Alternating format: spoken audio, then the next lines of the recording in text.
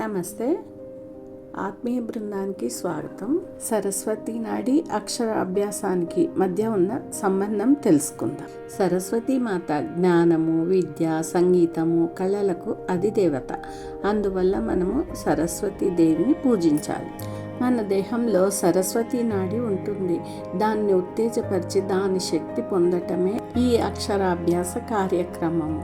ఇది సరస్వతి మాత గుడిలో పెద్దల సమక్షంలో, పెద్దల ఆశీర్వాదంతో, సరస్వతీదేవి ఆశీర్వచనాలతో చేయిస్తే చాలా మంచిది. పిల్లలు జ్ఞానాన్ని పొందుతారు. ఎందువల్ల అంటే సరస్వతి నాడి విచ్చుకుంటుంది. దానికి ఈ సరస్వతీదేవి ఆశీస్సులతో ఉత్తేజం పొంది జ్ఞానం పొందుతారు.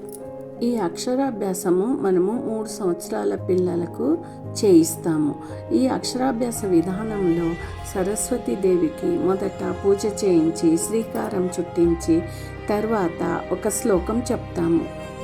సరస్వతీ నమస్తుభ్యం వరదే కామరూపిణి విద్యారంభం కరిష్యామి సిద్ధిర్భవతు మే సదా.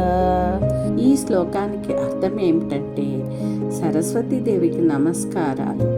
వరాలనిచ్చి కోరికలను తీర్చే తల్లి, విద్యను ప్రారంభించబోతున్నాను. నాకు ఎల్లప్పుడూ విజయాలు చేకూర్చు తల్లి అని అర్థం.